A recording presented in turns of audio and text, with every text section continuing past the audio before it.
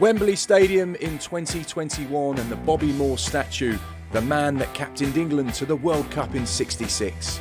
But it's another England team that's got my attention, the boys of '96.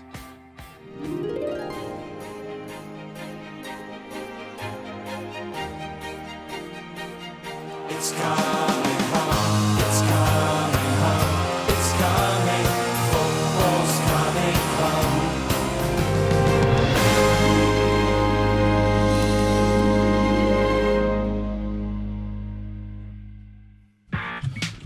Fully charged?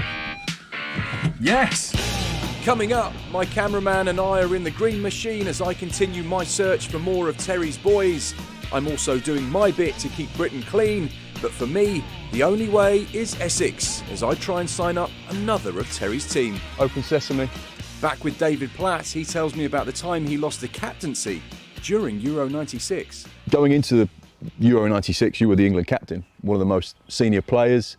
But it was in and around the beginning of the tournament where Terry Venables, the gaffer, pulled you and said, I'm making a change regarding the armband. What was that like? I disagreed totally. At the time, it really annoyed me, it really frustrated me. I dreamt for 2 years of lifting the European Championships and believed that we could in the Euro '96. And to me, it wasn't the armband he was taking away from me, he was taking that dream away from me. How did you react? I reacted badly, but I reacted professionally. He knew I was disappointed. It actually happened during the tournament. Because bear in mind, I was the England captain, didn't play against Switzerland, didn't play against Scotland because of the injury, didn't play against Holland, but came on a substitute. So Tony Adams was captain in those games. So the tournament had already started, so it was prior to Spain in the quarterfinals. At that time, taking the England captaincy off a player shouldn't have been done before the quarter-final. What was he like as a manager during Euro '96? I can remember coming off training pitches when I was with England thinking, that's just simple genius. Why didn't I think of that? But prior to the quarter-final against Spain, we finished the training session, you got everybody in a centre circle. So, right, tomorrow night, this is the team, we all know what the team is. So tomorrow afternoon, extra time, still a draw. Who's on the penalties? So you get the hands that go up, I'll have one. Okay, which one do you want? Alan wanted one, Teddy wanted two. I didn't care, took three. I'm going down the bottom end with the goalkeepers, we're going to replicate the penalty. So you're going to have to get up, when I blow the whistle, you get up from the centre circle and you walk down to the 18-yard box. And you remember him going down there with the goalkeepers? I'd taken penalties in World Cup semi-finals. I'm on a training pitch at Bisham Abbey with all my mates, with no crowd. If I miss, I miss. And you want to replicate me walking 40 yards to an 18-yard box thinking that that's really going to cut me up?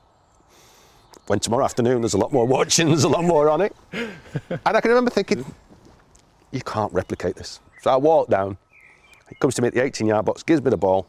David Seaman in goal that I'd trained and played with David at Arsenal. And he stood in the goal and he gave me the ball, Terry, and he went, okay, 3 penalties.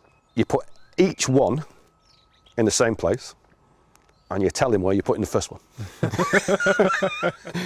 And I can remember holding this ball, looking at him and thinking, are you insane? Like, my only chance of scoring a goal here is if he doesn't know what I'm going to do, This is a top goalkeeper, he's a man mountain. But that was the rule.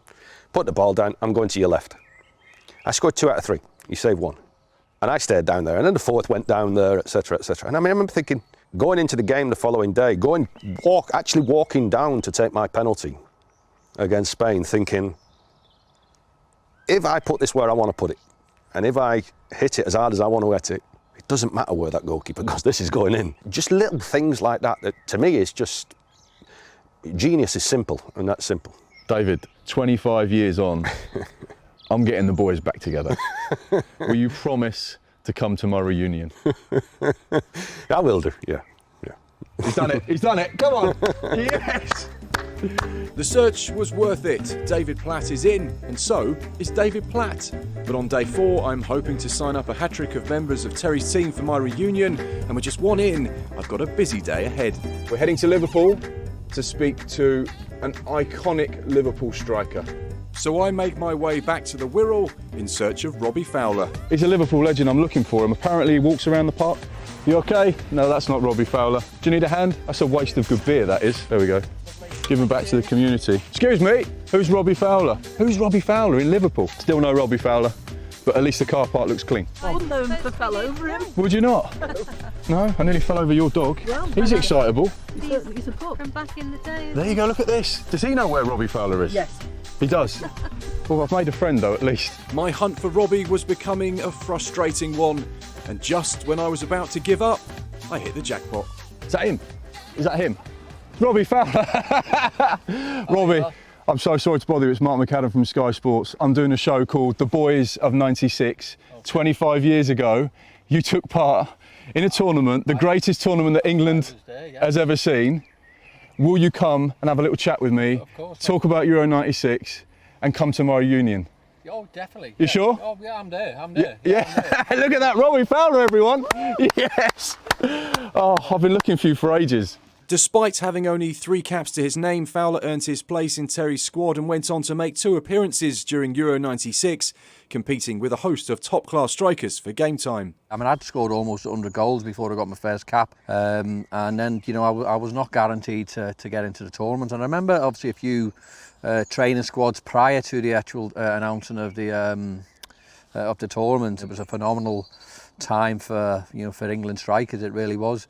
And you know, when you're up training against the likes of Les Ferdinand, Terry Sheringham, Alan Shearer, Peter Beasley, and Andy Coles, Stan Collymores, all these great players, then I don't think anything was taken for granted. So when you actually do get that call that you're in the squad, and it's a real pat on the back and a well done experience. When you look back at the 5 games, is there one moment in any of those matches that really sticks with you 25 years later? One for me is maybe Gazza's miss in the the semis, extra time, where the ball comes across and he's literally within an inch of putting England into the final. So, and it was probably a final that potentially we could have won. So you don't really like sort of reminiscing that much, because it's a miss, and you should always remember obviously the good, but I can't do nothing but think of that miss, and I think he should have put me on as well.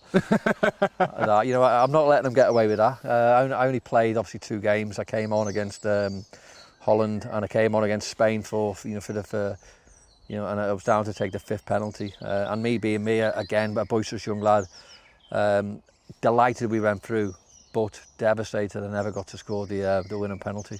25 years later, Robbie, I'm getting the boys back together. Will you promise to come to my Euro '96 reunion? Are you having it in Liverpool? If it's if it gets you there, we'll do it in Liverpool. Yeah, I'm there then, I'm there. He's in. Robbie Fowler is in. That might not be a good thing. Everyone else will be like, oh no. It's definitely a good thing. Lucky number 7 for me, and Robbie Fowler is in.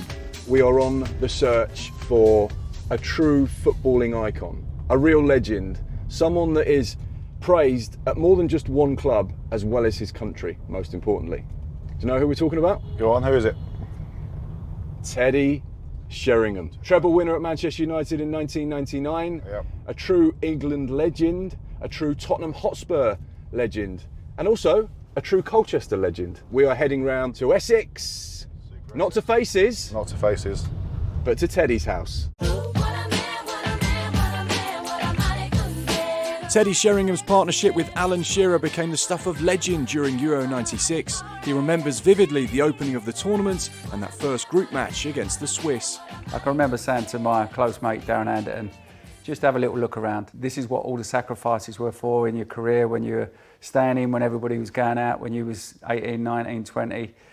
You want to get to the top of your trade. This is it. We're playing for England in a major competition at Wembley. Come on.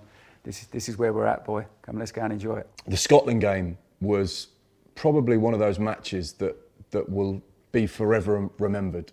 Was that planned? Was that celebration planned between you and Gazza? I think it was said in the change room before the game, if one of us scores, we've got to do that celebration, haven't we? By the time Gazza scored, there was other people in front of me. So I think Gary Neville, I think it might be Jamie Redknapp were closer to him. So they got the first bit, but I was like, well, hold on a minute. I was in the photo, and I got the stick as well in the paper. I want a shot of that. So I got him and got him to go back down there again so that I could have a shot as well. And we've got a great photo of that as well. Germany was the game that saw England exit the tournament. It was the heartbreak moment for a nation.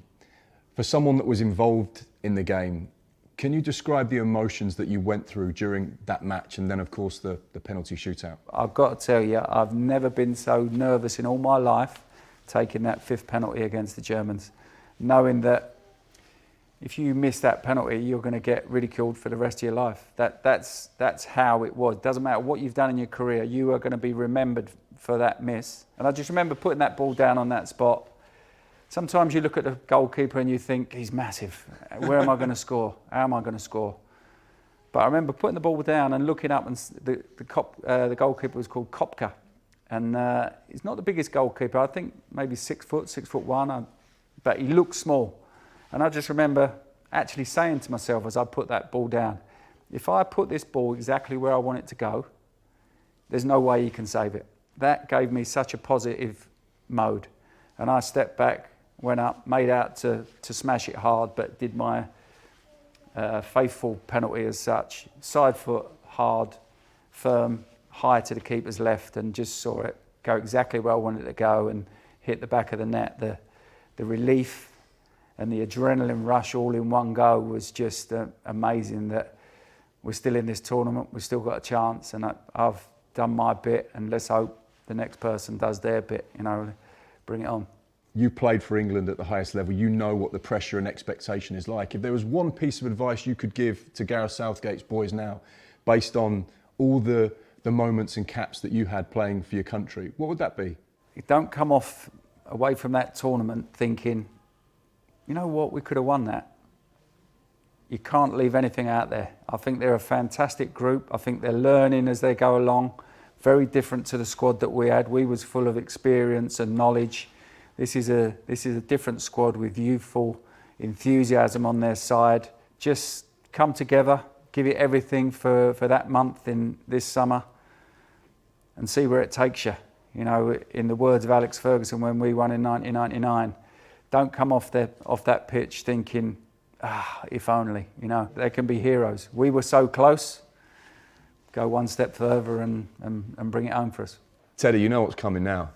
25 years later, I'm getting the boys back together. Will you promise to come along to my reunion? Why not? Sounds great. That is in. Yeah. Teddy's in.